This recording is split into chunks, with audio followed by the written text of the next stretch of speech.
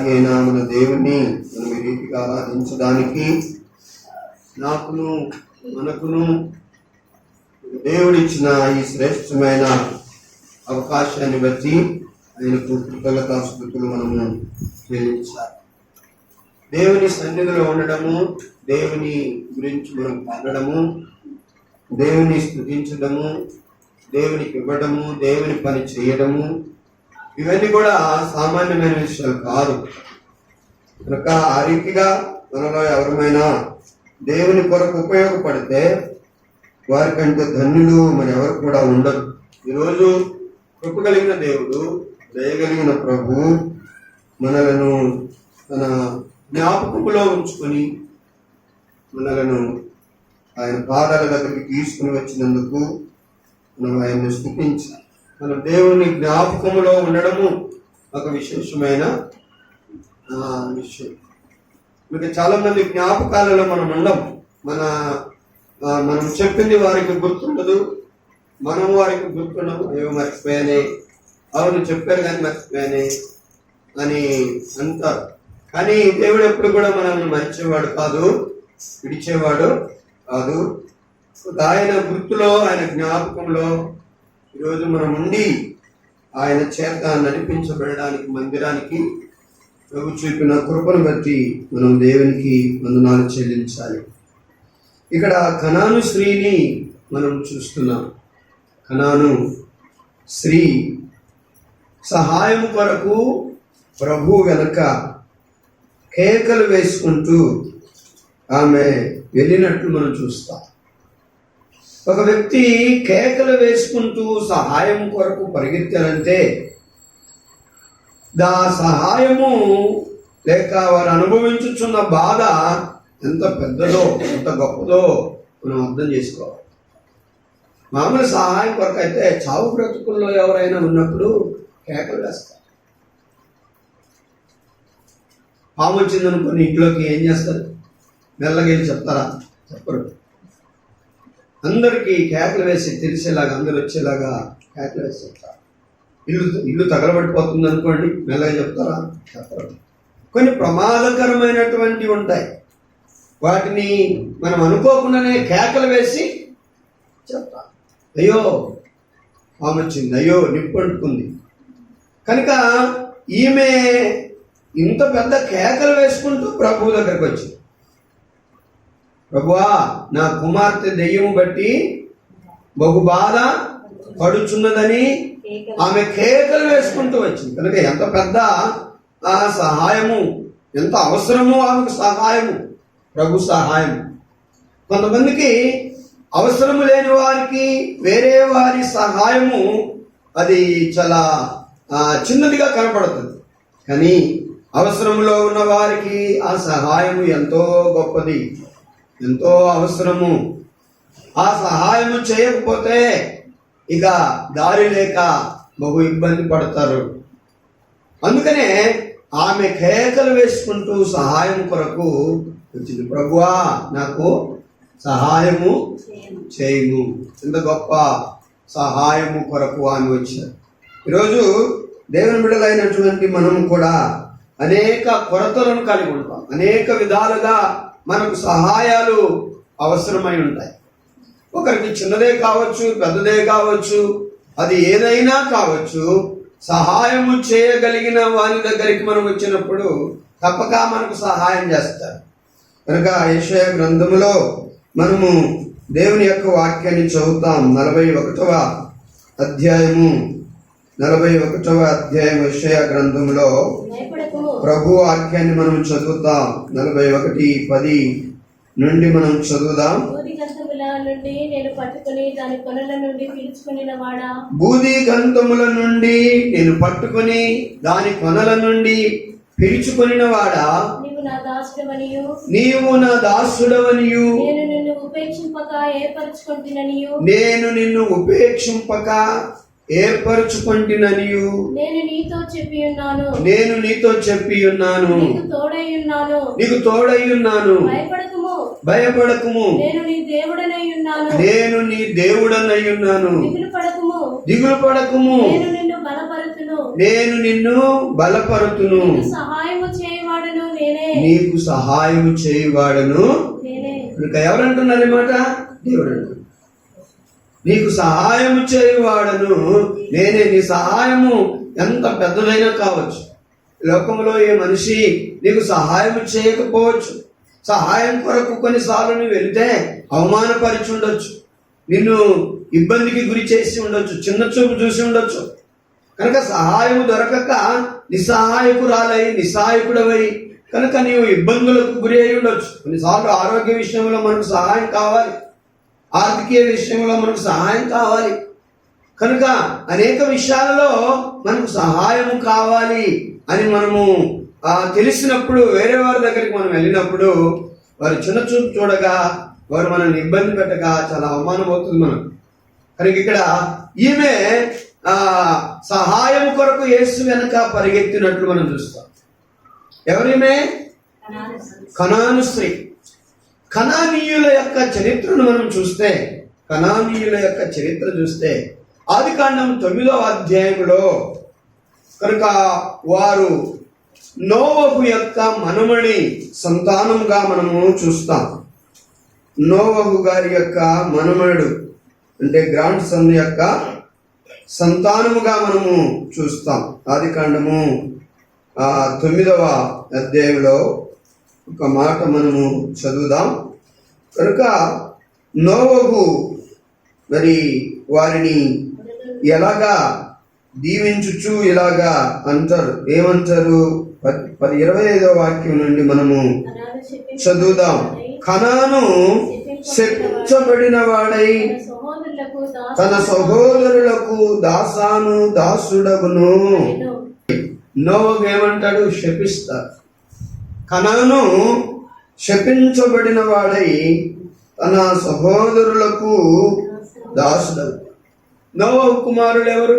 హాము, షేము, యాఫెతు. కాబట్టి ఈ యొక్క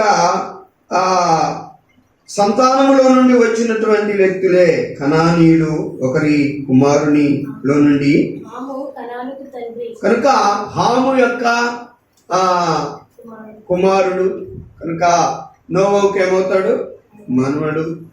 అదే నోవహు ద్వారా కనాను ఏం చేయబడ్డాడు? శపించబడ్డాడు. కనుక ఆనాడు పెద్దలు చిన్నలను కుమారులను దీవిస్తారు. నాయనా నీవు ఆశీర్వాదకరంగా ఉండాలి, నీవు దీవెనకరంగా ఉండాలి అని వారి చివరి దినాలలో వారిని దీవిస్తారు. కాబట్టి ఆదికాండంలో యాకోబు గారు కూడా తన కుమారులను ఏం చేశాడు? దీవించాడు.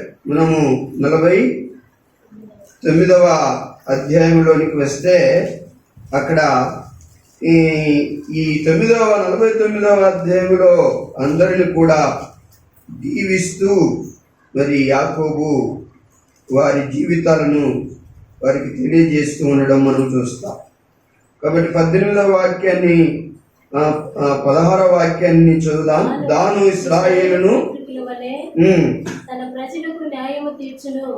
దాను త్రోవలో సర్పముగాను దారిలో కట్టపాముగాను ఉండును.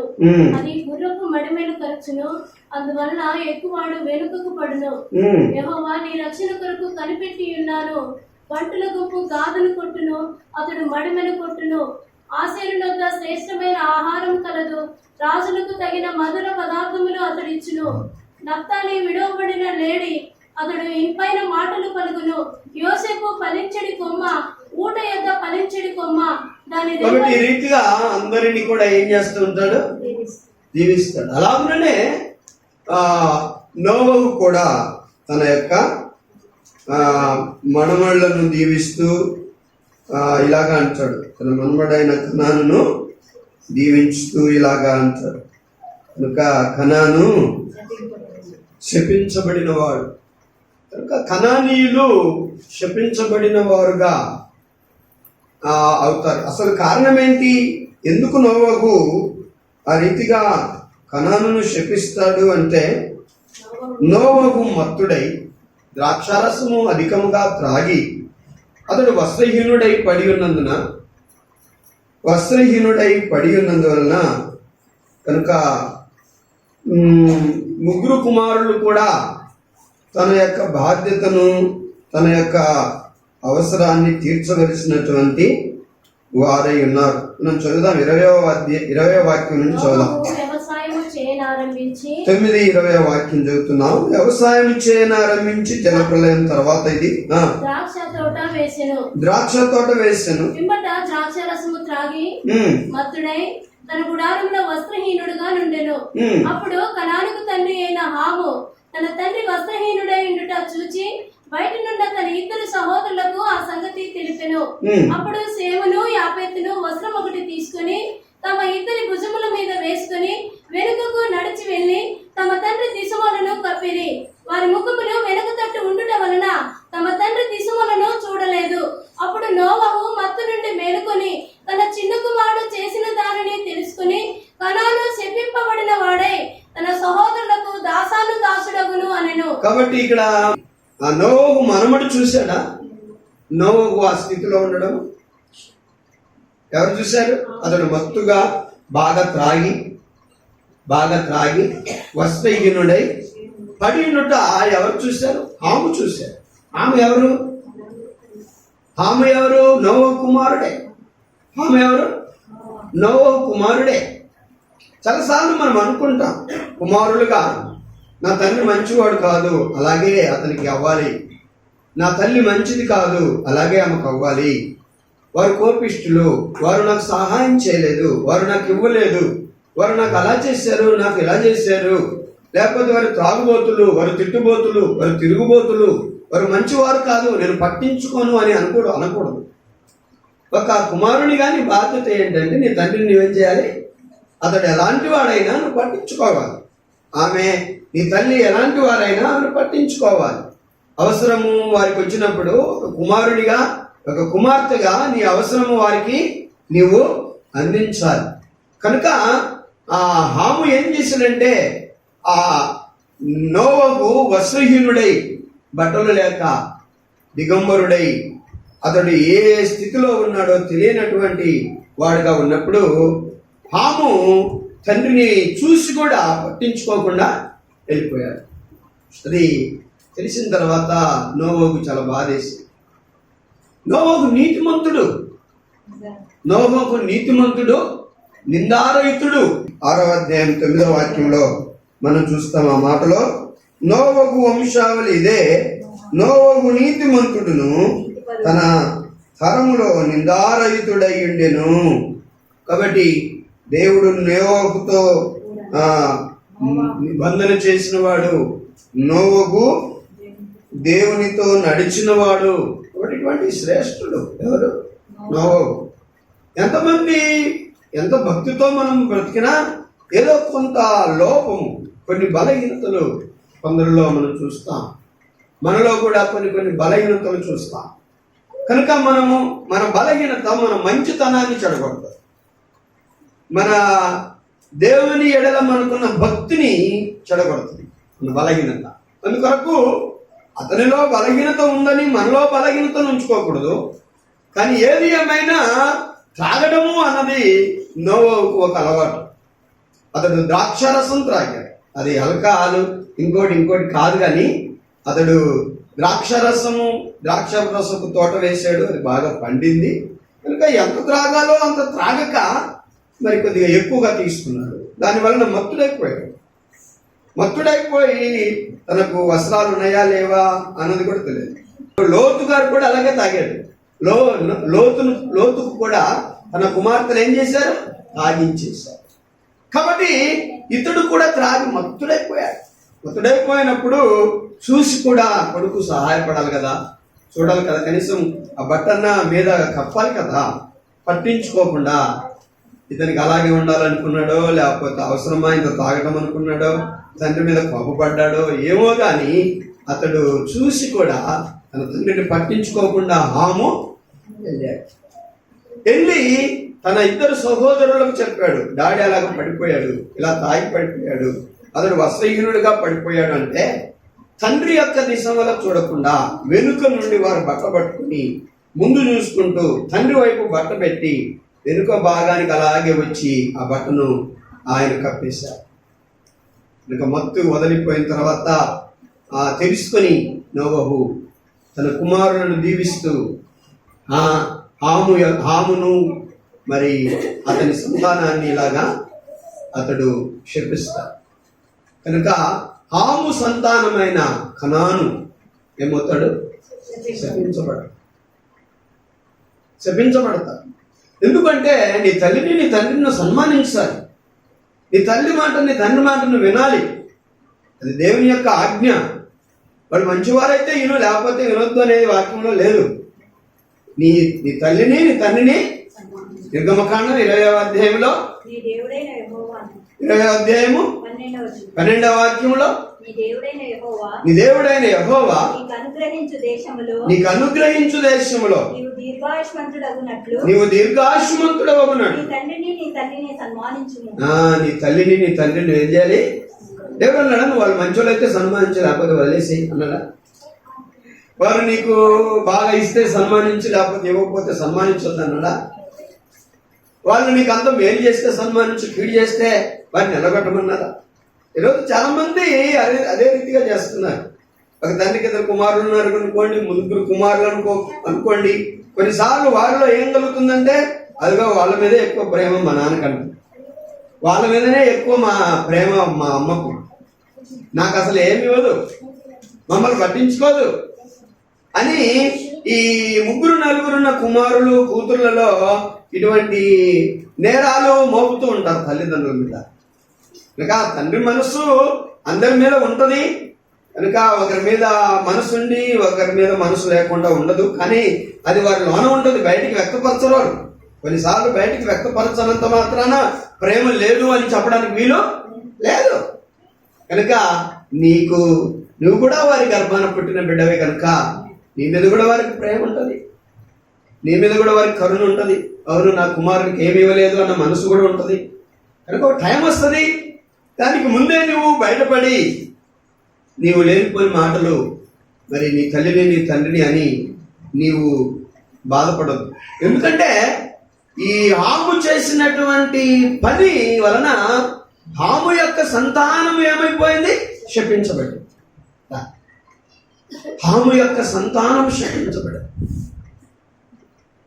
హాము చేసినటువంటి పనిని బట్టి చేసిన కార్యాన్ని బట్టి తన తండ్రి ఎడల అతడు వ్యక్తపరిచిన విధానమును బట్టి హాము సంతానమైన కనాను శపించబడింది. దేవుడు అన్నాడు నువ్వు చేసిన పనిని బట్టి నీ కుమారులు ఏమవుతారు? శపించబడరు. ఒక నీతిమంతుడు శపించినప్పుడు, ఒక భక్తుడు శపించినప్పుడు, ఒక నిందారహితుడు శపించినప్పుడు, దేవునితో నడిచిన వ్యక్తి క్షమించినప్పుడు ఎంత భయంకరంగా ఉంటుంది. కొన్నిసార్లు తన భక్తుల నోట నుండి వచ్చిన మాటలను దేవుడు ఏం చేస్తాడు? నెరవేరుస్తాడు. కాబట్టి దేవుని పిల్లలమైనటువంటి మనము నేను చేసినటువంటి పనిని బట్టి, మనం చేసిన పనిని బట్టి, మనలను బట్టి మన బిడ్డలు ఏం కాకూడదు? దీవించబడాలి అంటే మనం చేసే పనులు మనం చేయాలి, మనం ఉండే విధానంగా మనము ఉండాలి. కనుక ఆనాటి నుండి కనానీయులు ఇశ్రాయేలీలలో శత్రువులుగా మారారు. మనము నిర్గమకాండం 3వ అధ్యాయము 7వ వాక్యంలో చూస్తే, నిర్గమకాండం 3వ అధ్యాయము 7వ వాక్యంలో మనం చూస్తే యెహోవా ఇట్లనెను చూచితిని పనులలో తాము కష్టపెట్టు వారిని బట్టి వారు పెట్టిన మొరను వింటిని వారి దుఃఖములు నాకు తెలిసేనవి ఉన్నవి. కాబట్టి ఐగుప్తుల చేతిలో నుండి వారిని విడిపించుటకును ఆ దేశములో నుండి విశాలమైన మంచి దేశమునకు, అనగా కనానీయులకు, హిత్తీయులకు, అమోరీయులకు, పెరెజ్జీయులకు, హివ్వీయులకు, ఎబోయీయులకు నివాస స్థానమైన పాలు తేనెలు ప్రవహించు దేశమునకు వారిని నడిపించుటకు దిగి వచ్చి కనాను దేశము ఇశ్రాయేలీయులకు దేవుడు వాగ్దానం చేసి ఇచ్చిన దేశము. కాబట్టి వీళ్ళందరూ కూడా, ఈ జనాంగం అందరూ కూడా ఇశ్రాయేలులకు శత్రువులుగా మారిపోయారు. ఇశ్రాయేలు దేవుడైన యెహోవాను ఆరాధించవలసినటువంటి కనానీయులు కనుక తన తండ్రి చేసినటువంటి తప్పును బట్టి శాపాన్ని తెచ్చుకొని తిరిగి దేవుని ఆరాధించక, దేవుని వదిలేసి దేవుని పిల్లలైనటువంటి ఇశ్రాయేలీయులకు వారేమైపోయారు? శత్రువులైపోయారు. అందుకనే దేవుడు వారిని ఉంచొద్దు. ద్వితీయోపదేశ కాండం 7వ అధ్యాయము పైనుండి చదవండి, 1వ వాక్యం చదవండి. నీవు స్వాధీనపరుచుకున్న బహు దేశములోనికి ఆ, నీ దేవుడైన యెహోవా నిన్ను చేర్చి ఆ, బహు జనములను అనగా ఆ. సంఖ్యకులు బలమునకులు నిన్ను మించిన హిత్తీయులు, గిర్గాసీయులు, అమోరీయులు, కనానీయులు, పెరిచీయులు, హిబ్బీయులు, యెబూసీయులను 7 జనములను 7 జనములను నీ ఎదుట నుండి వెళ్ళగొట్టిన తర్వాత నీ ఎదుట నుండి వెళ్ళగొట్టిన తర్వాత నీ దేవుడైన యెహోవా వారిని నీకు అప్పగించినప్పుడు నీ దేవుడైన యెహోవా కనానీయులను ఈ 7 రకాల జనములను నీకు అప్పగించిన తర్వాత నీవు వారిని హతము చేయవలెను, నీవు వారిని హతం చేయాలి, వారిని నిర్మూలము చేయవలెను, వారిని నీవు నిర్మూలన చేయాలి, వారితో నిబంధన చేసుకొనకూడదు, వారితో నీవు నిబంధనలు చేసుకొని వారిని కరుణింపకూడదు, వారిని కరుణించకూడదు, నీవు వారితో వియ్యమందకూడదు, వారి యొక్క అమ్మాయిలను నువ్వు చేసుకోకూడదు, వారి కుమారునికి నీ కుమార్తెని ఇయ్యకూడదు, నీ కుమార్తెని ఇవ్వకూడదు, నీ కుమారునికి వారి కుమార్తెను పుచ్చుకొనకూడదు, ఉంచుకొనకూడదు. నన్ను అనుసరింపకుండా ఆ. ఇతర దేవతలను పూజించినట్లు నీ కుమారుని వారు మళ్లించుదురు. కాబట్టి ఎందుకు నేను ఇలా చెప్తున్నానంటే కనానీయులు ఇంకా అక్కడ రాయబడినటువంటి ఆ 7 రకాలైన జనాంగములు ఒకప్పుడు వారు నా పిల్లలే, కానీ టోటల్ గా వారు నన్ను వదిలిపెట్టేసి ఏం చేశారు? వెళ్ళిపోయారు, నాకు దూరం అయిపోయారు. కనుక వారు ఇప్పుడు కనాను దేశాన్ని, వాగ్దాన దేశాన్ని స్వతంత్రించుకున్నారు. కాబట్టి మీరు వెళ్ళిన తర్వాత కనాను దేశానికి వారందరినీ కూడా మీరు ఏం చేయాలి? నిర్మూలన చేయండి. వారితో మీరు స్నేహం చేయకండి, వారితో మీరు ఇయ్యమందకండి. వారి అమ్మాయిలు మీ అబ్బాయిలకు కానీ, మీ అబ్బాయిలకు వారి అమ్మాయిలు కానీ మీరు ఇవ్వకండి. కనుక మీరు జాగ్రత్తగా ఉండండి అని దేవుడు వారికి ఖచ్చితంగా ఆజ్ఞించారు. అంటే కనానీయులు దేవునికి దూరస్తులు అయిపోయారు, శత్రువులు అయిపోయారు దేవుని పిల్లలు. కాబట్టి దేవుని మర్చినటువంటి వారు కనానీయులు. అందుకనే ఆ నోవహు మాటలు చూస్తే నిజంగా అక్షరాలుగా దేవుడు ఆ మాటలను నెరవేర్చాడు. నోవహు నుండి వచ్చిన నోటి మాటను మరి నెరవేర్చి కనానీయులను దేవుడు ఏం చేశాడు? చెప్పించాడు. అంత భయంకరమైన. అందుకనే మనము మన తల్లి ద్వారా కానీ, మన తండ్రి ద్వారా కానీ శపించబడకూడదు. వారి మన్ననను, వారి ప్రేమను మనము పొందుకోవాలి. కాబట్టి ఎంతైనా వారు మంచి చేయని, మంచి చేయకపోని వారిని మన సహాయం అధికారం కలిగిన వారు కనుక మనం ఎప్పుడు కూడా వారికి సహాయులమై ఉండాలి, వారికి సేవ చేయాలి. అది గొప్ప భాగ్యం. కానీ తర్వాత ఇద్దరు వచ్చి ఆము శపించబడ్డాడు, ఆము కుమారుడైన కనాను శపించబడ్డాడు.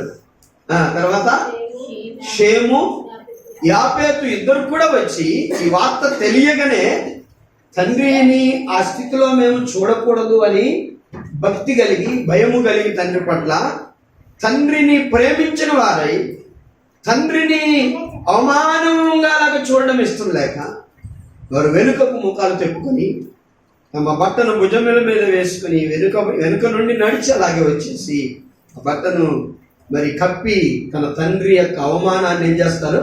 వారు కాపాడతారు. వారు తన తండ్రికి అవమానం జరగకుండా వారు కాపాడతారు. ఆ స్థితిలో తండ్రి ఉండకుండా. కనుక చాలా సంతోషపడతారు నోవహు. కాబట్టి దేవుని బిడ్డలమైన మనము తండ్రి యొక్క సేవలు చేసుకొని, తల్లి యొక్క సేవలు చేసుకొని ఆనందించాలి. కానీ ఎందుకు ఈ చరిత్ర అంతా నేను మీకు చెప్పాల్సి వస్తుందంటే కనానీయులు శపించబడ్డారు. ఎందువలనంటే తన తండ్రి చేసిన తప్పును బట్టి, తన తండ్రి అయిన హాము చేసిన తప్పును బట్టి చెప్పించబడ్డాడు. హాము ఎలాంటి వాడు? ఒక నీతిమంతుని కుమారుడు, దేవునితో నడిచిన నోవహు యొక్క కుమారుడు, దేవుని యొక్క భక్తుని యొక్క కుమారుడు. అయినను అంత నీతి గల కుటుంబంలో ఉన్న, అంత ప్రార్థన చేసే నోవహు కుటుంబంలో ఉన్న దేవుడు అంటాడు, నోవహు ఈ తరము వారిలో నేను అందరినీ చూశాను కానీ నీలాంటి నీతిమంతుని చూడలేదు. ఎంత గొప్ప పేరు పొందుకున్నాడు దేవుల్లో. దేవునికి స్తోత్రం. ఎంత గొప్ప పేరు పొందుకున్నాడు. నేను అందరినీ తరములో అనగా ఆదాము మొదలుకొని ఇదిగో నీ వరకు కూడా నేను అందరినీ చూశాను, కానీ నీలాంటి నీతిమంతుడిని ఒక్కడిని నేను చూడలేదు. ఈ కుటుంబం అంతా నీతి గల కుటుంబం. నువ్వు తెచ్చుకున్న కోడళ్ళు అంత నీతిమంతులు, నీ పిల్లలంతా నీతిమంతులు, నీ భార్య నీతిమంతురాలు, నీవు నీతి గలవాడవు అని దేవుడు సంతోషించి అతన్ని కొరకే ఆ జల ప్రళయాన్ని తప్పించుట కొరకు దేవుడు ఒక రక్షణ ఓడను నిర్మించి తనను కాపాడుతాడు, తన కుటుంబాన్ని కాపాడుతాడు. ఎంత గొప్ప పేరున్నవాడు తన తండ్రి. అటువంటి నీతిమంతుని కుటుంబంలో పుట్టి అటువంటి నీతిమంతుని కుమారుడు అనిపించుకొని కూడా మరి ఒక నీతిమంతుని కుమారుడని కూడా కొద్దిగా ఆలోచన చేయకుండా, తండ్రికి సహాయం చేయకుండా, తండ్రిని చూచి కూడా నిర్లక్ష్యంగా వెళ్ళాడు. ఆకలేసిన సమయంలో, దాహం వేసిన సమయంలో, లెగలేని సమయంలో, మన వలన ఆయనకు సేవ అవసరమైన సమయంలో ఆ తల్లికి కానీ ఆ తండ్రికి కానీ కుమారుడు ఏం చేయాలి? సహాయపడాలి. నీ తండ్రి యొక్క అవసరాలు గుర్తించాలి. అతడు నీ అవసరము అయినప్పుడు గుర్తించి అతను మనకి ఇస్తేనే కాదు, మనం చేస్తేనే కాదు, అతను చేయకపోయినా సరే మనం చేసామంటే దీర్ఘాయుష్మంతులం అవుతాం. ఒకవేళ ఈ తండ్రి నిన్ను దీవించకపోయినా పరలోకపు తండ్రి నిన్నేం చేస్తాడు? దీవిస్తాడు. దేవునికి స్తోత్రం, హల్లెలూయా.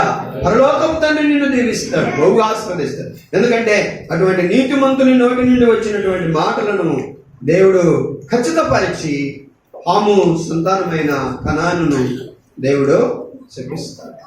కాబట్టి వారు టోటల్గా దేవునికి దూరం అయిపోతారు, దేవుని పిల్లలకు దూరం అవుతారు. వారు దేవునికి శత్రువులుగా, దేవుని పిల్లలకు శత్రువులుగా మారిపోతారు. కనుక ఎంతపై వారు ఎటువంటి స్థితికి గురైపోయారంటే వారిని మిగిల్చకూడదు, వారు మీకు హానికరం, వారిని చంపేయమంటాడు.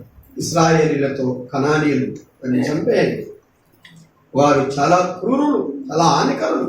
భక్తిని పోగొట్టుకున్నవారు, భయమును పోగొట్టుకున్నవారు, నన్ను పోగొట్టుకున్నవారు, నా ఆజ్ఞలను తిరస్కరించిన వారు, ఎదురు తిరిగిన జనాంగము వారు.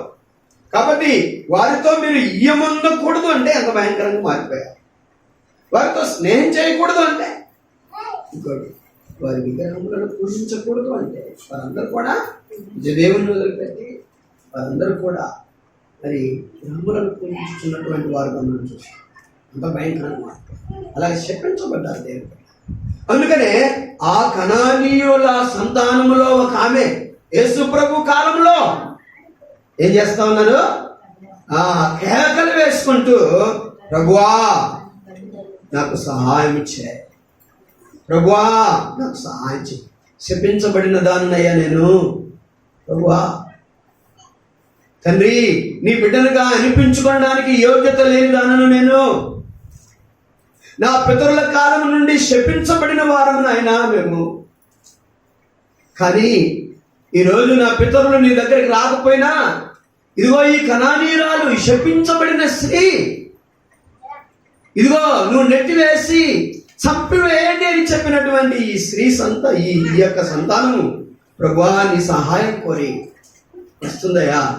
అయ్యా నా కుమార్తె దెయ్యం పెట్టి బహు బాధ పడుచున్నది, ప్రభువా నాకు సహాయం చేయి, నాకు సహాయం చేయి అని దేవుని బిడ్డ ఆమె ప్రభు యొక్క సహాయం కొరకు వస్తే, ఇదిగో ఆ విషయాన్ని దృష్టిలో పెట్టుకొని ఆయన శిష్యులు ఏమంటున్నారు? ఈమె మన వెంట వచ్చి ఈ రీతిగా గోల చేసి అరవకున్నట్లు ఈమెను పంపివేయండి, వెళ్ళగొట్టండి. అసలు వీళ్ళు మనతో కలవకూడదు, వీరు మనతో స్నేహం చేయకూడదు. అంటే యేసు ప్రభు కాలం వరకు కూడా కనానీయులు ఇంకా ఉన్నారు. అంటే అందరినీ హతం చేయలేదు, అందరినీ నాశనం చేయలేదు. అందుకనే ఇశ్రాయేలీయులకు వారు ముళ్ళుగా, గాలములుగా మారిపోయి వారికి అపాయకరంగా మారారు దేవుని పిల్లరా.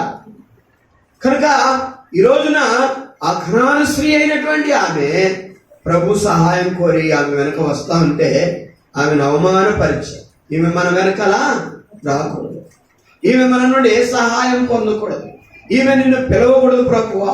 కనుక ఈమె గోలను మనం భరించలేకపోతున్నాం, కనుక ఈమెను పంపివేయండి. ప్రభు కూడా అన్నాడు, అమ్మా పిల్లల రొట్టె ముక్క తీసి కుక్క పిల్లలకు వేయటము ఉత్తమం కాదు. మీరు శపించబడిన వారు, మీరు వెలివేయబడ్డవారు, మీతో స్నేహం చేయకూడదు, మీతో కలవకూడదు అని ప్రభు కూడా ఆమెను హీనంగా చూసినట్లు మనం చూస్తాం. కనుక దేవుని ఆయన శిష్యులు కూడా ఆమెను తోలివేయండి, పంపివేయండి అని అవమానపరిచినట్లు మనం చూస్తాం. నిజంగా దేవుని బిడ్డలారా, అవమానపరచబడిన ఆమె, వెలివేయబడవలసినటువంటి ఆమె, శపించబడవలసినటువంటి ఆమె తన పితరుల కాలం నుండి కనుక ప్రభు సహాయం కొరకు ఎప్పుడైతే వచ్చిందో, ప్రభువు నుండి నోటి నుండి ఆ మాటలు ఎప్పుడైతే విన్నారో, నిజంగా ఆమె ఏమంటున్నారంటే, అవును ప్రభువా, నేను కుక్కనే. కుక్క పిల్ల కూడా తన యజమానుని బల్ల మీద నుండి పడు రొట్టె ముక్కలు ఆశపడును కదా. నేను కుక్కనే ప్రభు, కానీ నా యజమానుడు ఎవరు? నీవే. నేను నీ కుక్కను ప్రభువా, కనుక నీ బల్ల మీద నుండి పడు రొట్టెను ముక్కలు, ఎంగిలి మెతుకులు అయ్యా పడిపోయినవి నువ్వు పారవేసాయి, అదే నాకు సహాయంగా కోరి వచ్చాను ప్రభువా. నన్ను పంపివేయద్దు నాయన, నన్ను కుక్కను అనొద్దయ్యా. నేను కుక్కనే అయినా సరే నీ కుక్కను ప్రభు. నేను కుక్క అంటే ఎంత నీచమైంది. కుక్క ఏం చేస్తుంది? కక్కివేసి తన వాంతిని తనే తినేటువంటి జంతువులలో ఒకటి. అటువంటి హీనమైన జంతువుకు పోలుస్తాడు. మీరు కుక్క వంటి వారు. నా పిల్లల కొరకు నేను వచ్చాను, వారి పిల్లలకు నేను రొట్టె ముక్క లాంటి వాడును. ఈ రొట్టె ముక్కను తీసి కుక్కల పిల్లలకు వేయటమో అర్థం కాదు. వెళ్ళిపో, నీకు సహాయం దొరకదు అన్నట్టుగా ప్రభు మాట్లాడారు. శిష్యులు కూడా ఈమెను పంపించే, ఇవి మనం వెంట వచ్చి గోల చేయటము ఏమాత్రం కూడా మనకు బాగుండదు, ప్రభువా పంపించేయి అన్నారు. అని ఆమె అన్న మాటలు చాలా తగ్గింపుతో కూడిన మాటలు, చాలా వినయముతో కూడినటువంటి మాటలు.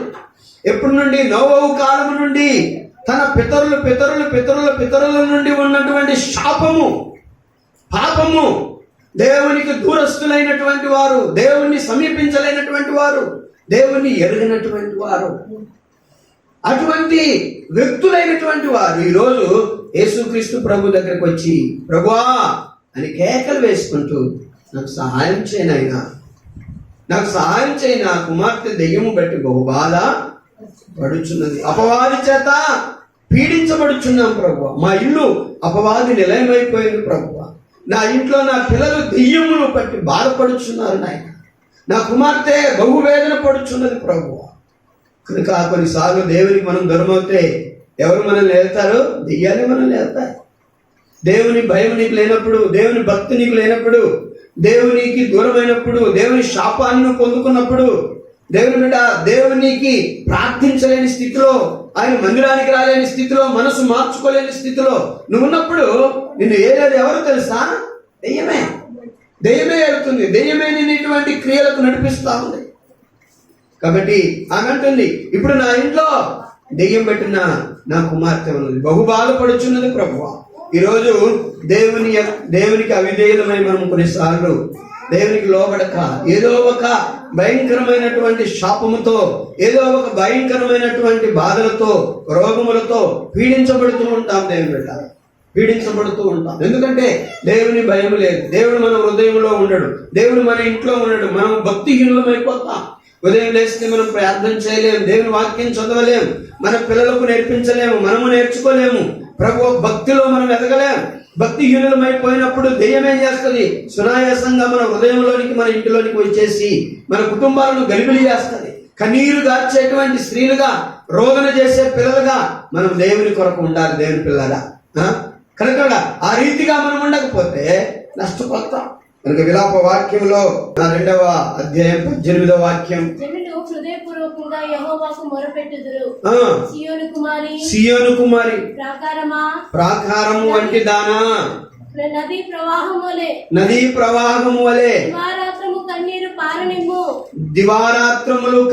కారణము విరామము కలగనివ్వకుము,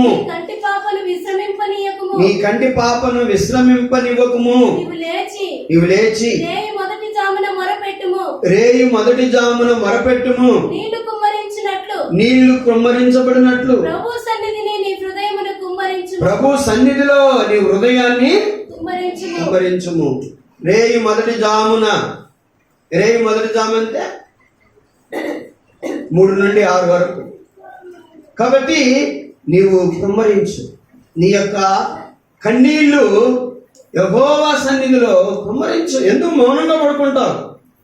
అసలు నీవు భక్తురాలవేనా, నీవు నీతిమంతుడవేనా, దేవుని భయం కలిగిన బిడ్డవేనా, భయం కలిగిన కుటుంబమేనా? నీవు పడుకొని పొలుగుతూ ఉన్నావు. ఈ రోజున దేవుని పిల్లలమైన మనం అందరం కూడా ఈ మాటను బట్టి చెప్పరిల్లబడాలి. అవును, రేయి మొదటి జామున మనం లేచి ఏం చేయాలి? ప్రభువుకు ప్రార్థన చేయాలి. ఒకడు కడవలో నీళ్లు కుమ్మరించినట్లుగా మనము మన కన్నీళ్లను దేవుని పాదాల దగ్గర కుమ్మరించాలి. కాబట్టి ఈమె ఏడ్చుచు దేవుని బిడ్డారా, కనుక నా యొక్క పితరుల కాలం నుండి శపించబడిన దానిని ప్రభువా, అవమానించబడిన దానిని నాయన, ఈ రోజున నా ఇంటిని ఏలుచున్నది దురాత్మ ప్రభువా, నా కుమార్తెకు పట్టింది దురాత్మ ప్రభువా, ఇంట్లో సమాధానం లేదు నాయన. రాత్రి పగలు ఆ దెయ్యము పెట్టేటువంటి యాతనను బట్టి, బాధను బట్టి, ఇబ్బందిని బట్టి నిద్రలు ఎప్పుడో మా కళ్ళ నుండి విడిచిపోయాయి తండ్రి. సమాధానం లేని వారుగా ఉంటున్నాము నాయన. అవును తండ్రి, నీవు అన్నది నిజమే, నీ కుక్క లాంటి దాననే. అవును ప్రభువా, కుక్క పిల్లలు కూడా తన యజమానుని బల్ల మీద నుండి పడు రొట్టె ముక్కలు తిను ఆశపడను కదా అని ఆమె ప్రభుతో అన్నాడు. అప్పుడు ప్రభు ఏమన్నాడు? అందుకు యేసు అందుకు యేసు అమ్మా, నీ విశ్వాసము గొప్పది, నీవు కోరినట్టే నీకు అవునుగాక అని ఆమెతో చెప్పాను. ఆ గడియలోనే ఆమె కుమార్తె స్వస్థత నొందెను. దేవునికి స్తోత్ర, హల్లెలూయా. వెలివేయబడవలసినటువంటి వారు, చంపబడవలసినటువంటి వారు, ఆ దెయ్యముల చేత మరి ఎలబడుచున్నటువంటి వారు, దేవుని పిల్లలకు శత్రువులుగా మారినటువంటి వారు, ఈ కనానీయుల యొక్క స్త్రీ ఏం చేసిందంటే ఆయన కరుణకు పాత్రురాలైపోయారు. ఆయన కరుణను చొచ్చింది. అయ్యా, ఎందుకు? దీనంతటికీ కారణం ఏంటంటే ఆమెలో ఉన్న వినయం, ఆమెలో ఉన్న తగ్గింపు, ఆమెలో ఉన్నటువంటి ఆ దీన స్వభావము.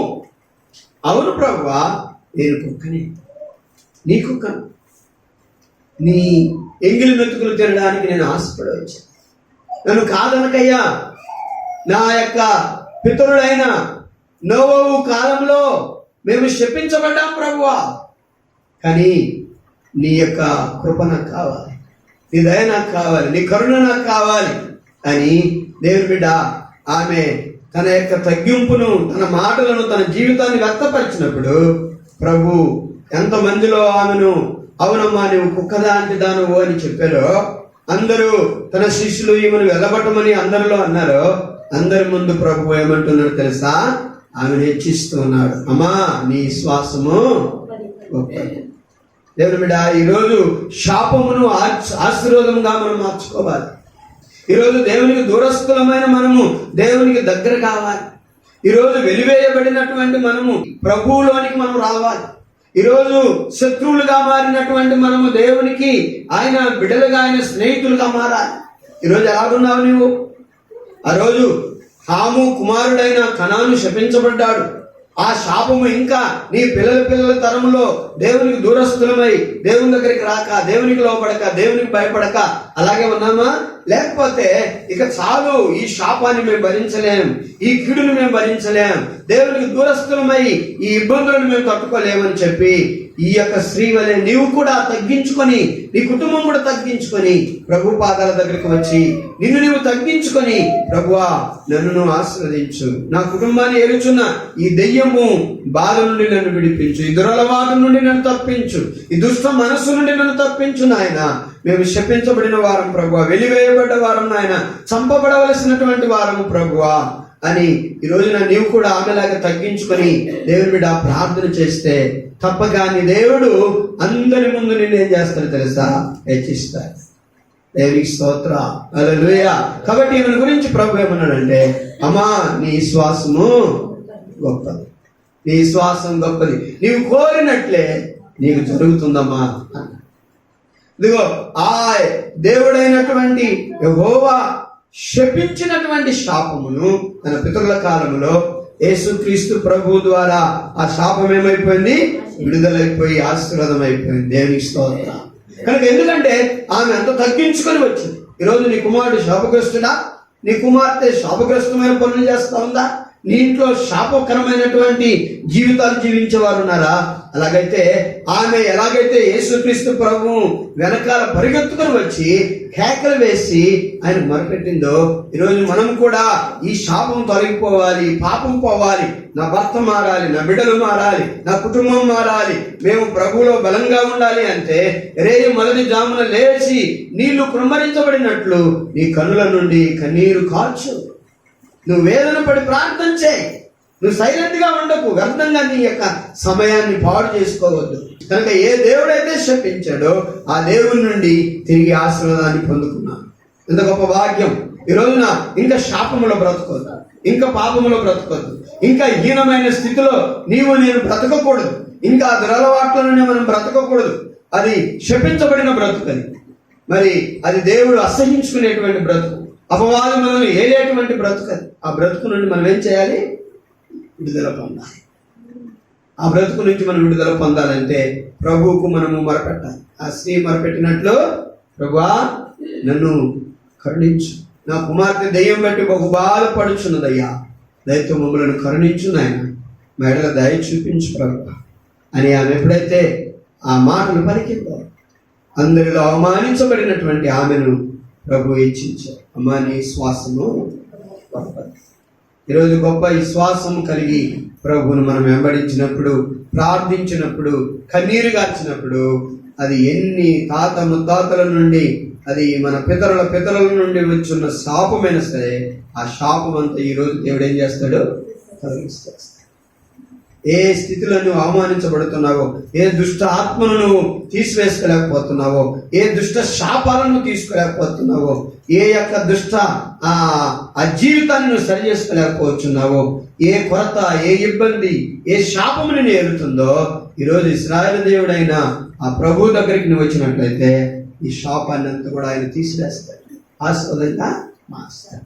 ఆ గడియలోనే ఆమెకు కుమార్తెకు పెట్టిన దురాత్మ విడిచిపెట్టిపోయి. ఎంత గొప్ప వాక్యం, ఎంత గొప్ప వాక్యం! ప్రభువుని తీసుకుని వెళ్ళిందాన్ని, దీవించబడి వెళ్ళారు, దేవుని చేత పొగడబడుచు దేవుడు మెప్పును పొందుకొని అవి వెళ్ళినట్టుగా మనం చూస్తున్నాం. ఈరోజు శాపాన్ని, నీ ఇంట్లో ఏ శాపం ఉంది ఒకసారి ఆలోచించే. నీ బిడ్డలో ఏ శాపం ఉంది? ఇదిగో నా కుమారుడు మంచోడే కానీ తాగుతాడు, నా కుమారుడు మంచోడే కానీ వ్యభిచారిగా మారాడు, నా కుమారుడు మంచోడే కానీ ఈ డబ్బంతా కూడా దుష్ట మనసులు, దుష్ట అలవాట్లు కలిగి పాడు చేస్తాడు, నా కుమారుడు మంచోడే కానీ పిల్లలను భార్యను పట్టించుకోడు, నా కుమారుడు మంచోడే కనుక ఏదో ఒక బలహీనత నా ఇంట్లో ఉంది, ఇది శాపంగా మారుతుంది మా ఇంట్లో. ఇది గొప్ప దెయ్యము మా ఇంట్లోకి రావడానికి ఒక ఆధారం అయిపోయాడు నా కుమారుడు. దుష్టుడు మా ఇంట్లో వచ్చి మమ్మల్ని గలిబిలి చేయడానికి ఒక ఆధారం అయిపోయాడు మా పిల్లాడు. కాబట్టి ఈరోజు ఆ శాపాన్ని తొలగించుకోవాలి, ఆ పాపాన్ని తొలగించుకోవాలంటే ఈరోజు ఆ ఇశ్రాయేలు దేవుడైన ప్రభువుకు కనాను స్త్రీ మొరపెట్టినట్టు మనం కూడా ఏం చేయాలి? మొరపెడితే ఆ శాపానికి కారకుడైన మన కుమారుని దేవుడు స్వస్థపరుస్తాడు, విడుదల చేస్తారు, మన కుమార్తెను బాగు చేస్తారు, మన కుటుంబాన్ని సరి చేస్తారు. అందుకని దేవుని బిడ్డ, శాపం ఎందుకు వచ్చింది వారికి? కనానీయులకు శాపం ఎందుకు వచ్చింది? కనుక తన తండ్రి ఎడల జాగ్రత్తగా చూసుకున్నందువలన, మరి అవమానించినందువలన తన తండ్రిని ఆ శాపం వారికి వచ్చింది. కనుక ఆనాటి నుండి వచ్చిన ఆ శాపాన్ని దేవుని బిడ్డ కనానీయురాలైన ఈ స్త్రీ ప్రభు ద్వారా శాపాన్ని తొలగించుకొని తన కుటుంబము దీవించబడినట్లు మనం చూస్తున్నాం, అపవాది నుండి విడుదల పొందినట్లు మనం చూస్తున్నాం. ఈరోజు కూడా అదేదైనా సరే, అది ఎటువంటి ఇబ్బంది అయినా సరే, కొంతమందికి అప్పులు చాలా బాధాకరంగా ఉంటాయి. నీ అప్పులు నీకు శాపంగా మారాయా? నీ జబ్బు నీకు శాపంగా మారిందా? ఎన్నిసార్లు చూయించుకున్న ఏదో ఒక బలహీనత వలన ప్రభువా నేను బలపడుతున్నాను, నా దేహంలో అపవాది రోగాన్ని ఆధారం చేసుకుని నన్ను ఇబ్బంది పెడతా ఉంది నాయన, ఇదిగో నన్ను స్వస్థపరచుమని ప్రార్థన చేయి. నీ కష్టమేంటో, నీ కన్నీరు ఏంటో, ఇంట్లో ఉన్నవారు కొన్నిసార్లు నిన్ను అపార్థం చేసుకోవచ్చు, కానీ నీ దేవునికి నువ్వు మొరపెట్టినప్పుడు నీ దేవుడు ఎప్పుడు కూడా నిన్ను అపార్థం చేసుకోడు. ఒకవేళ నువ్వు దేవునికి ఎక్కువగా మొరపెట్టాలన్న ఉద్దేశంతోనే నీ జీవితంలో ఏదైనా ఒక చిన్న ముళ్ళును పెట్టాడేమో దేవుడు, ఆ ముళ్ళును తీసిపోయి రాజా, ఆ ముళ్ళును తొలగించు నాయనా అని నువ్వు పదే పదే మోకాళ్ళు వంచి దేవుని బిడ్డ ప్రార్థించారు. ప్రార్థనకు సమయాన్ని ఇవ్వట్లేదు, ప్రార్థన చేయడానికి ఎక్కువగా ఇష్టపడటం లేదు, ప్రార్థన చేయటం చాలా తక్కువైపోయింది. అందుకనే సాతానుని యొక్క శక్తి ఎక్కువైపోయింది నీ ఇంట్లో, నీ జీవితంలో. కనుక ప్రార్థన చేయడానికి నువ్వు ఎప్పుడైతే మోకాలు ఉంచుతావో ఆ క్షణం నుండే అపవాది బలహీనుడు అవుతాడు. నీ జీవితంలో నుండి, నీ ఇంట్లో నుండి, నీ బిడ్డల జీవితంలో నుండి వాడు ఏం చేస్తాడు? పారిపోతాడు. అప్పుడు దీవెన నీ సొంతం అవుతుంది, ప్రభువు నీతో ఉంటాడు, నిన్ను ఆశీర్వదించి వర్ధన చేస్తాడు. కనాను స్త్రీ ఆ స్థితిలోనికి మారింది. కాబట్టి ఈరోజు కూడా ప్రభువుని అందాం, ప్రభు నేను కూడా కనాను స్త్రీ లాంటి జీవితంలో ఉన్నాను ప్రభు, కనాను స్త్రీ లాంటి ఇంటిలాగా మా ఇల్లు ఉంది తండ్రి, మమ్మల్ని ఒకసారి కనికరించి. నేను కూడా ఈరోజు నీ మందిరానికి వచ్చాను, నీ పాదాల దగ్గరికి వచ్చాను ప్రభువా. ఆమెను దీవించిన దేవుడు నన్ను కూడా దీవించు. కాకపోతే ఆమెకి ఏముందో తెలుసా? ఆమె అవసరములలో సహాయము లేని స్థితిలో నాకు సహాయము చేయవాడు ఆయనే నేను నమ్మింది. అందుకని ఆయన వెనక పరిగెత్తుకొని వచ్చింది, లేకపోతే ఎక్కడెక్కడికో వెళ్ళిపోయింది. కనుక ఆమె ఏం చేశాడంటే నాకు సహాయం చేయవలసిన వాడు, చేయగలిగిన వాడు ఈయనే అని నమ్మి ఆయన వెనక వచ్చింది. రెండవది ఏం చేసిందంటే ఆమె కేకలు వేసుకుంటూ ఆయనకు మొరపెట్టింది. కేకలు వేసి, ప్రభువా యేసు దావీదు కుమారుడా నన్ను కరుణించు అని. రెండవది ఏం చేశాడు? ఆమె కేకలు వేశారు. ఆయన నమ్మి ఆయన వెనక వచ్చారు. రెండవది ఆయన కేకలు వేశారు, అంటే ప్రార్థన చేసింది. ఆమెకున్న సమస్యను బట్టి ఆమె ఏం చేశారు? మొరపెట్టారు. కనుక మూడవది ఆమె అవమానించబడ్డారు. అవమానించబడిన ఆమె తగ్గించుకున్న కారణాన్ని, నాలుగవదిగా ఆమె తగ్గించుకున్న కారణం, అవును ప్రభు నేను కుక్కనే, నేను నీ కుక్కనే అని తగ్గించుకున్న కారణాన ఆమె హెచ్చించబడటమే కాకుండా ఆమె కుమార్తెకు ఆ క్షణమందే గొప్ప స్వస్థత దొరికినటువంటి చూస్తాం. ఈరోజు ఆ దేవుని మనం కూడా నమ్ముకున్నాం, ఆశ్రయించాం, ప్రార్థిస్తున్నాం. ఈ ప్రార్థన చాలు దేవుని బిడ్డ, మరి ఎక్కువగా ప్రార్థించుతాం.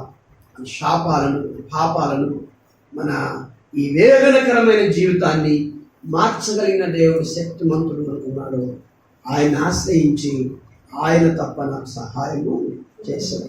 మనం చదువుకున్నటువంటి యెషయా గ్రంథం 41:10 మనం చూసాం కదా, నీకు సహాయము చేయవాడును నేనే అంటాడు ఆయన.